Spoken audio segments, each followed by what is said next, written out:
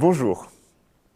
Dans l'exercice que nous allons effectuer aujourd'hui, nous allons mener des traitements numériques simples sur des données expérimentales de rayonnement solaire afin de calculer l'énergie reçue pendant une journée par une surface en fonction de son orientation et de déterminer l'optimum de cette orientation.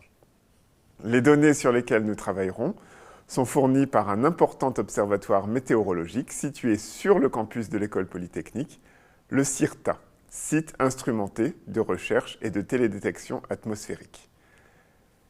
Il est rattaché à l'Institut Pierre-Simon Laplace, IPSL, Fédération francilienne de laboratoires des sciences du climat.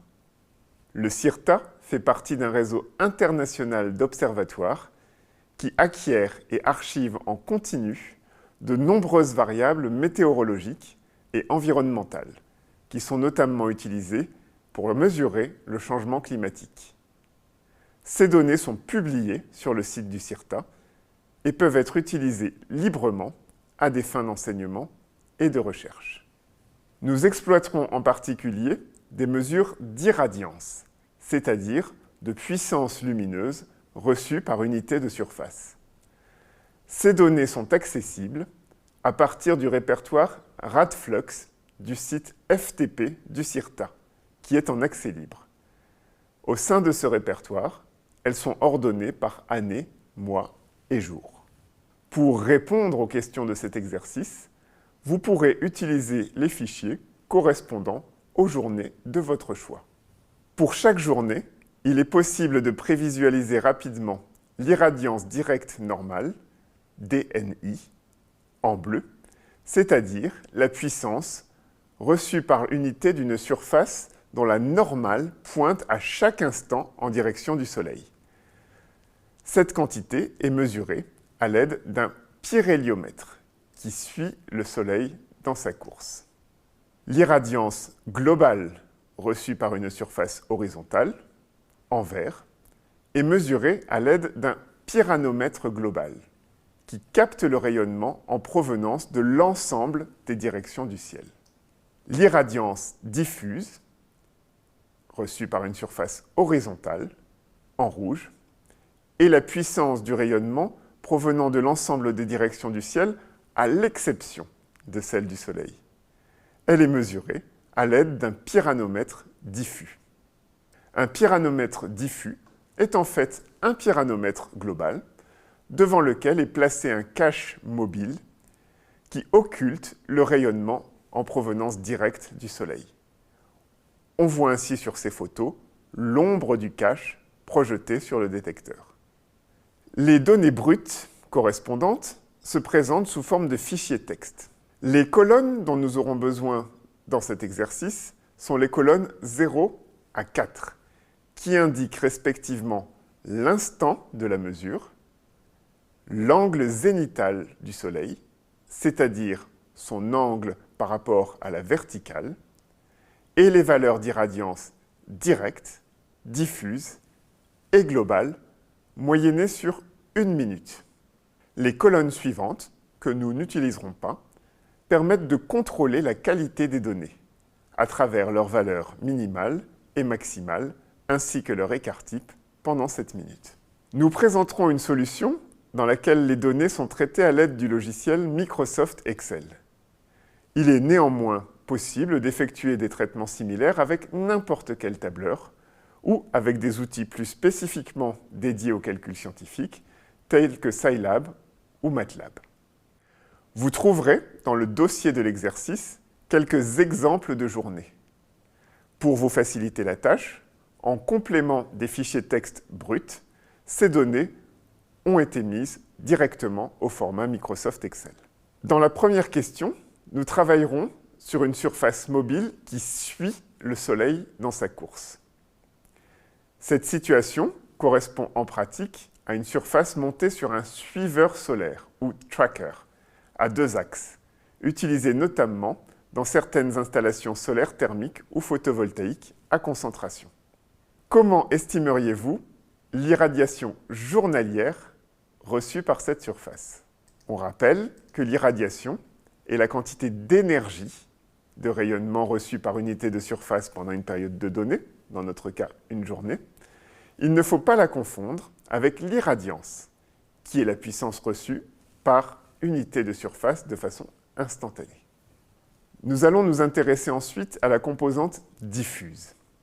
Si l'on fait l'approximation que le rayonnement diffus du ciel est isotrope, c'est-à-dire qu'en dehors de la direction du Soleil, la luminosité du ciel est la même dans toutes les directions, alors la fraction de ce rayonnement qui est capté par une surface donnée sera proportionnelle à la fraction angulaire du ciel qui est vue par cette surface.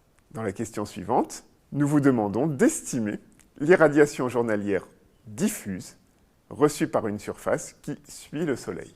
Enfin, estimer l'irradiation journalière globale reçue par cette surface mobile.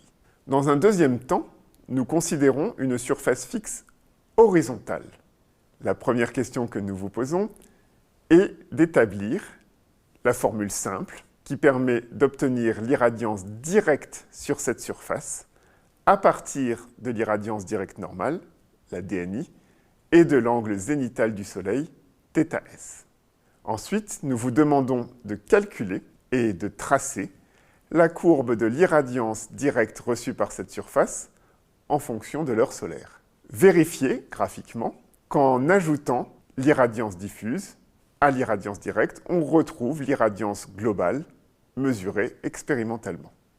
Enfin, calculez l'irradiation journalière globale sur cette surface. Dans la troisième question, nous allons tâcher d'estimer l'irradiation journalière sur une surface fixe inclinée, qui est en pratique le cas le plus fréquent dans les applications solaires photovoltaïques. Pour définir l'orientation de cette surface, nous avons besoin de deux angles. L'angle d'inclinaison β et l'azimut alpha, c'est-à-dire l'angle de la normale par rapport au nord dans le plan horizontal. Dans les questions suivantes, nous n'avons eu besoin que de l'angle zénital θs du Soleil. Dans cette question, nous aurons aussi besoin de l'angle azimutal du Soleil. Si vous utilisez une feuille de calcul, il sera commode d'entrer les deux angles alpha et bêta qui définissent l'orientation de la surface sous forme de paramètres dans deux cellules. Des formules standards permettent de calculer θs et psi-s à une date et à une heure donnée. La date est exprimée en jours. Elle intervient à travers l'angle de déclinaison solaire. Le jour D égale 1 correspond au 1er janvier. La valeur étrange 81 qui apparaît dans la formule correspond en fait à la date du 22 mars, qui est, pour une année ordinaire, l'équinoxe de printemps. L'heure à prendre en compte dans les calculs est la véritable heure solaire locale, LST, Local Solar Time. C'est par définition l'heure à laquelle l'angle zénital est minimal, c'est-à-dire l'heure à laquelle le Soleil est le plus haut dans le ciel. À partir de cette heure solaire locale, on calcule l'angle horaire, HRA. Enfin, à l'aide de ces deux quantités, on peut trouver l'angle zénital et l'angle azimutal du Soleil. En fait, l'heure qui est indiquée dans les fichiers du CIRTA n'est pas directement l'heure solaire. Il s'agit de l'heure UTC, temps universel coordonné, qui correspond à l'heure solaire locale au niveau du méridien de Greenwich. Du fait de la faible longitude de notre campus, 2 degrés de Est, nous pourrions nous contenter d'approximer l'heure solaire locale par cette valeur. Si nous voulons être complètement précis, nous pouvons calculer le temps solaire à partir de cette date, du temps UTC et de la longitude à l'aide de l'équation du temps, qui permet d'obtenir le facteur de correction du temps permettant de passer du temps universel coordonné à l'heure solaire locale. L'angle zénital est en fait déjà fourni dans les fichiers du CIRTA. Il n'est pas nécessaire de le recalculer. En revanche, l'angle azimutal n'est pas fourni. Nous devons le calculer à partir des formules que nous venons de voir. La première question est donc de calculer l'angle azimutal du Soleil en fonction de l'heure solaire.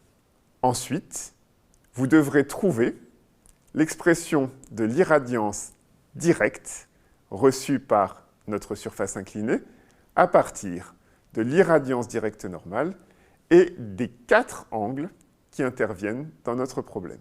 Ceci vous permettra, dans la question suivante, de tracer la courbe de l'irradiance directe en fonction de l'heure solaire. Puis, nous allons nous intéresser, comme dans les cas précédents, à l'irradiance diffuse, reçue par cette surface, en faisant de nouveau l'approximation que le rayonnement diffus est isotrope. Nous allons donc finalement pouvoir calculer l'irradiance globale et l'irradiation globale sur la journée pour cette surface inclinée. Pour terminer, nous vous invitons à observer l'impact d'une variation de l'orientation de la surface. Vous pouvez en particulier vous intéresser à un certain nombre de cas particuliers. Le cas d'une surface horizontale, vérifiez que nous retrouvons les résultats de la question précédente. Le cas d'une surface verticale, tournée vers le sud. Est-il intéressant d'avoir des panneaux solaires verticaux? Le cas d'une surface tournée vers l'est. À quel moment de la journée collecte-t-on le maximum de rayonnement? Le cas d'une surface verticale tournée vers l'ouest. Enfin, manuellement, ou en vous aidant de la fonctionnalité Solver présente dans un outil tel que Microsoft Excel, vous pouvez essayer de trouver les angles alpha et bêta qui maximisent l'irradiation globale sur la journée. Pour finir, nous vous invitons à comparer des journées appartenant à différentes saisons ou des journées de la même saison avec des conditions météorologiques différentes et à discuter les résultats, en particulier l'orientation maximum d'une surface, suivant que nous avons affaire à une belle journée de ciel clair ou à une journée où nous avons davantage de diffus, c'est-à-dire une journée nuageuse. Bon courage!